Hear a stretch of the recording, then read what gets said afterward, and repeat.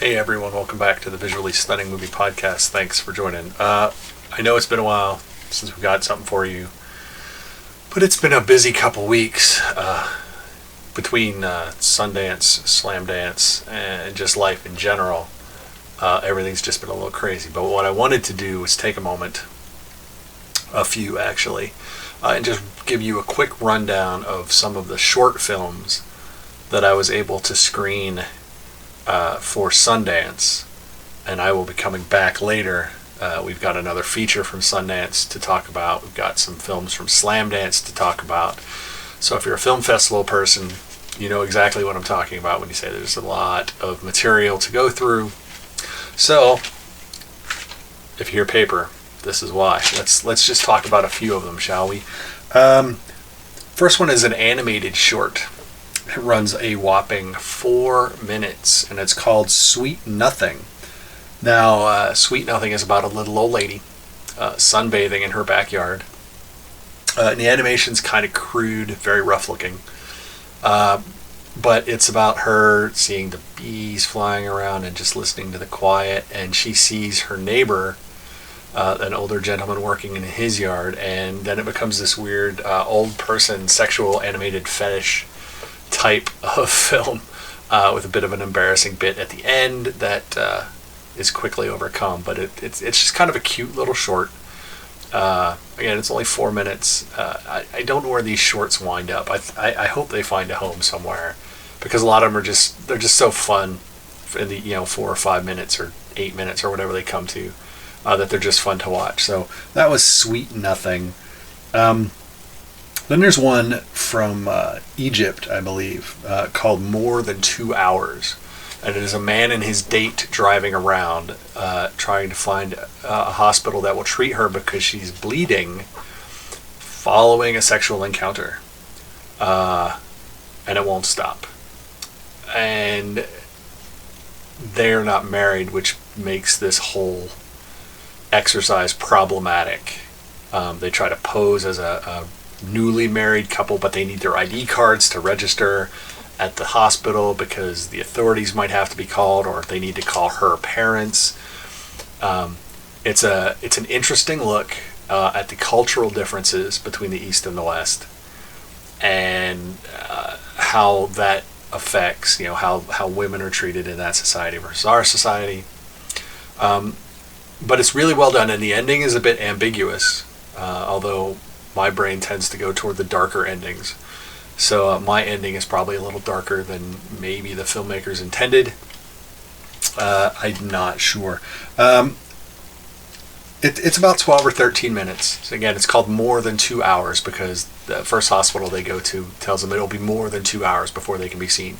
But they do tell them that she definitely needs surgery. So this is not something they can just put off.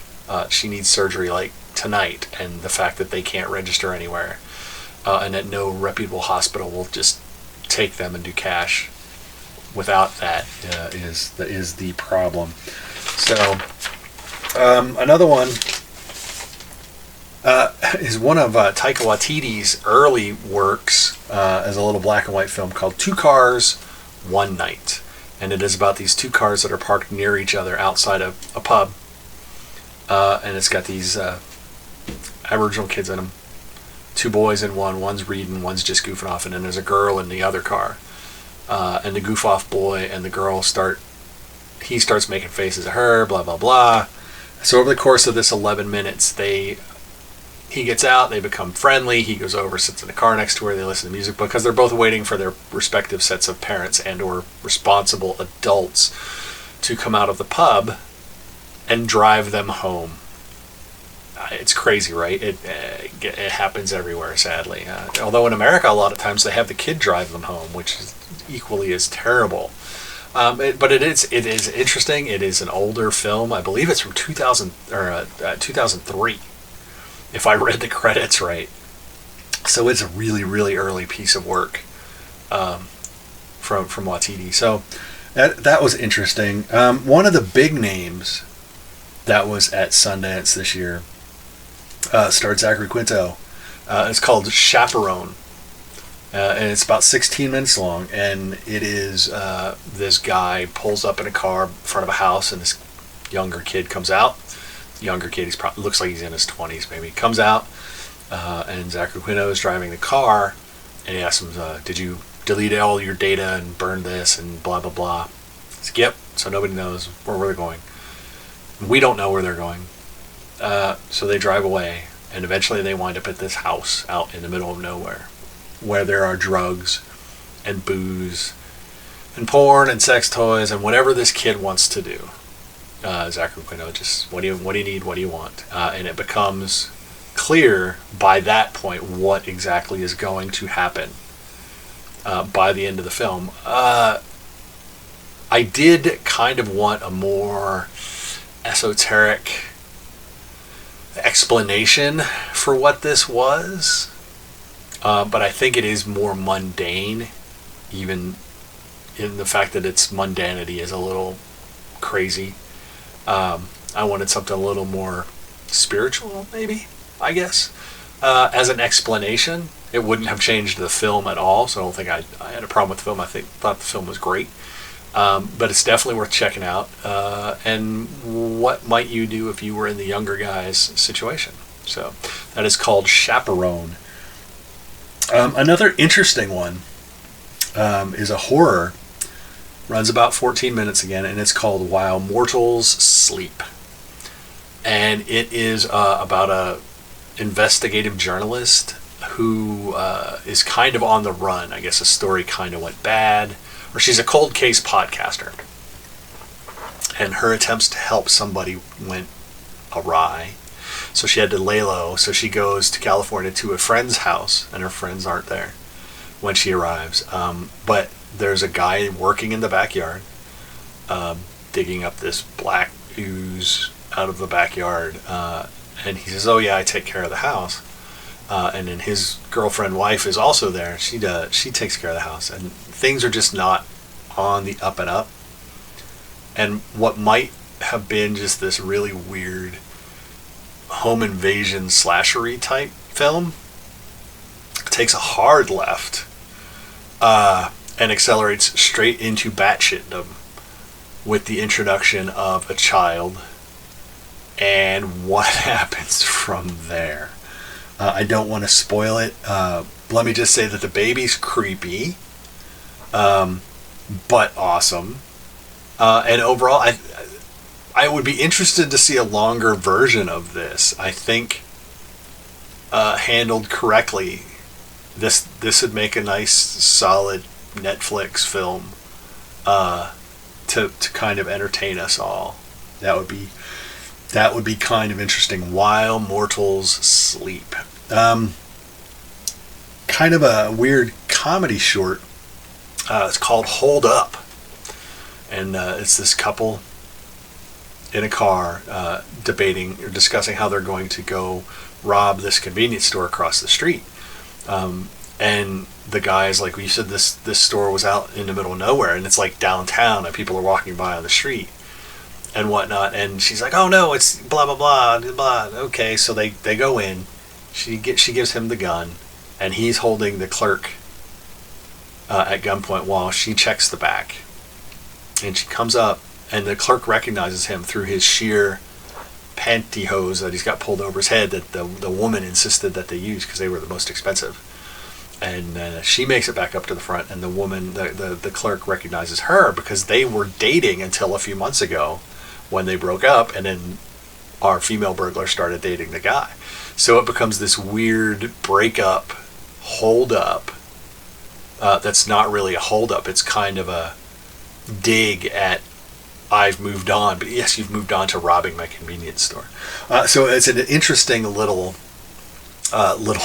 comedy that could go a lot of wrong in a lot of ways, but it's just funny. It's just a funny little short, and the way it plays out, and it was just definitely worth that 7 minutes. There's one called Brotherhood from Tunisia, and it is about a shepherd and his wife whose son comes back from Syria, where he had volunteered to go fight with the rebels across the border with his brothers, Muslim brothers. His father didn't take kindly to that when he left. He wasn't happy when he came back, and he's really not happy that he comes back with a pregnant wife. And the Syrian wife is full burqa, and they don't necessarily play that here in Tunisia, so he keeps, take that thing off your face, I can't see you, and kind of dogging his son for this wife, and the wife, because he's not really there. But the fact that he came back, he should be reported to the authorities for having left in the first place, but he doesn't report his son yet. Over the course of the film, the father has to make some decisions. He does make some, but he learns some interesting facts as he goes, and that it kind of makes him regret certain things that he has said and done over the course of the film. So it's another one that's interesting because it's a family drama set with some religious implications, and there's religious tolerance and intolerance and whatnot, and what do you forgive. It's, there's betrayal. It's just a really solid little piece of filmmaking that will make you think about many things. There's another horror film that's not so short, at a whopping 35 minutes, called Bug Crush. And I'm going to call it, or it's been called queer horror, because our protagonist is a little sexually conflicted about his own feelings, I guess. But he's kind of an outcast at school, and this new kid shows up, and some of his existing friends kind of start hanging around this guy, and they go off in the woods and do whatever during breaks, and they smoke outside the school. And finally, but he's attracted to him in a way that is confusing to him, but not really confusing, because he knows he's attracted to him and why. But he's just one of those kids that he's not real socially adept anyway. But he gets invited to go out and hang out with these guys, and he finds out about this bug that this kid encountered where he used to live that had hallucinogenic properties. And from that point, I'm not going to tell you anything else that goes on, because that's when a movie really does turn into a horror film. It has body horror, it has physical horror, it has sexual horror. It's a really cool watch, and it's already 35 minutes, which makes me wonder if they didn't expand the psychology on this a little bit, if this wouldn't also make a nice shorter feature-length film, 85 minutes or so. I think that might be an interesting film to watch. Well, so far you may have noticed that I've liked most of these films, these shorts. Excuse me, but every once in a while, not every once in a while, but a lot of times, a lot of the films are either so-so, or you just don't like them at all. And that is actually what's great about going to film festivals in general. As if you can go to a film festival and they have short programs, which they group 7 or 8 short films together for one ticket, when you get a ticket in an actual theater. If you don't like one, you wait 7 or 8 minutes and you get a whole nother film, so you can move your way through this. With Sundance being virtual this year, I just got to pick and choose down the list. This one, it's called Tom Goes to the Bar, and it's 10 minutes, and it's comedy, air quotes. It's just dumb. It's just pointless. It wants to be profound comedy, and it is profoundly not. So all of this monologuing and the things that go on in the bar for these 10 minutes, they're just dumb. They're just dumb. They're not entertaining. And it was 10 minutes of my already accelerated viewing schedule that I wish I could get back. So don't bother with that one. Oh yes. This is a short rom-com called Training Wheels. And what we have is a successful woman who's successful in business, but she's also very socially awkward. She's never been in like a relationship, so she doesn't understand how relationships between men and women work. So she hires an escort for 2 days because she has a date in 2 days, and she wants to practice interacting, at dinner, pick up whatever normal social situations she might wind up. She wants to practice with this escort. The escort is a bit of a character himself. He's not really super awesome dude. He's kind of a long hair, quasi dread, granola head, very easygoing, but he's on like the downward slide of his escort type career. But he's her training wheel date, hence the title. So it's this extreme date preparation, which they just cram everything they can to these 48 hours before her actual date, and you know how it all is going to end as soon as it starts.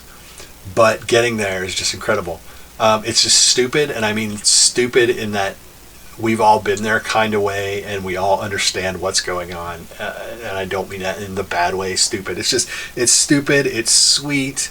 You just kind of laugh a couple, sometimes as you're going through it, because you're just like, yep, yeah, this is what's gonna. Yep, been there, seen that, know that guy. And if you don't want to admit that you were that guy or that gal, then you know that guy or that gal. It's just a lovely little piece of fun cinema. Training Wheels, I would recommend if you can find it. It is really fun. There's one called Daddy's Girl, in which a young adult woman in her 20s is moving out of her older boyfriend's apartment type brownstone thing in New York area, and her dad comes to help her move out. I don't want to go into this one too much, but it gets weirdly creepy. It just gets creepy. Let me just leave it at that. Their interactions, and when boyfriend finally shows back up at home, it's a 9 on the creep factor, with a title called Daddy's Girl. Let's put it that way, and let's just leave it at that. There are 2 films that are linked, in my head and through the filmmaker. Actually, they're both comedies. One is called Shark, and one is called Spider. Shark is about a guy who apparently is quite a joker. He likes to pull pranks on people, especially even whoever he's in a relationship with. He'll pull pranks on them. But he finally meets a woman who kind of gives it back to him, and they wind up getting married, and they go on their honeymoon, and they go shark diving, or they go diving, and there are sharks. You see what's going to happen as the movie progresses, but it is about a guy whose penchant for practical jokes ends badly. And if you watch Spider, which is about a guy who likes to pull pranks on people, even the girlfriend who's trying to dump him as they're driving around, he can't even apologize properly, and it ends badly. So I don't know if Nash Edgerton, who made these films, has a thing for practical jokes and just thought, well, I'll just make a couple short films about practical jokes. They definitely go together in that sense, and they're only funny in that jackass kind of way. I mean, even though none of his pranks are really on that scale, they're juvenile, which is why his main characters get such crap about them. So, yeah. Let's talk about another horror real quick. It's called Kitchen Sink, and it is about a woman who starts pulling this little string of hair out of her kitchen sink, and it doesn't stop, and it pulls, and she pulls something out of the sink, out of the drain, and the thing grows, and she becomes oddly attached to it. I was just like, what in the absolute fuck was I watching here? It's just so crazy. that it is so hard to explain what is going on. I can't say that it's a bad horror, but I'm not really sure it's good. I'm still, I watched this a week ago, I think, and I'm still out on whether this is a good one or not. So kitchen sink. There's one called Do No Harm, which isn't really a horror. It's kind of a thriller, and it is about a doctor who has a patient on the table, and he is dying, and she is trying to save his life. And the operating room is broken into by this gang of thugs who want to kill and or protect or something this guy that's on the table dying. So they try. She goes, I'm in the middle of surgery. I have to protect my patient, and it becomes this weird kung fu doctor movie. And she fights them off. And the reason that she's trying to save him is made clear at the end. But then it takes a little turn right at the end after we figured out why. This is like a weird short version of like Hotel Artemis, The Protege. It's just one of those films that you're like, there's a lot of little cool pieces, and it's a shame that it's crammed into 12 minutes. I wish they could have made this 20 minutes and it still would have been a short.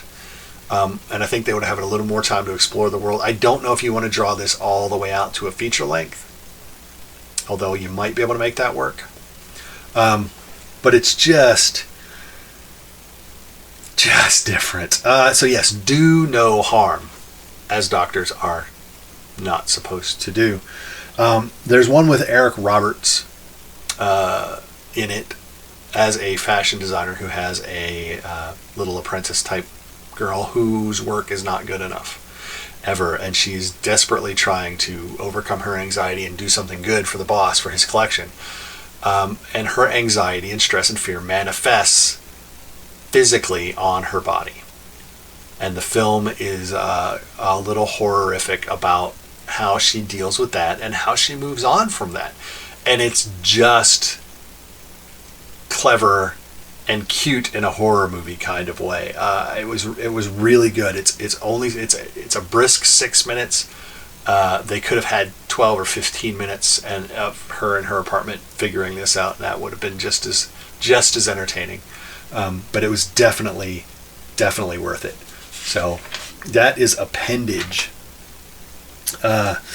The last one I want to talk about.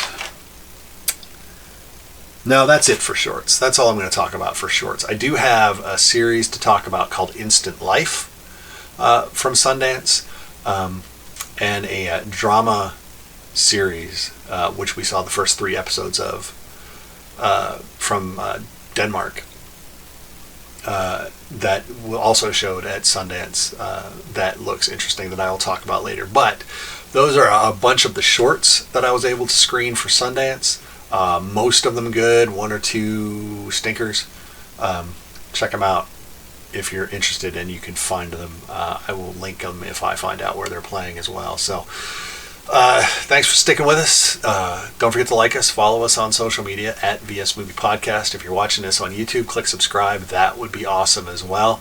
We've got 3 big theater releases that we're screening this week. That would be Jackass, Moonfall, and Death on the Nile.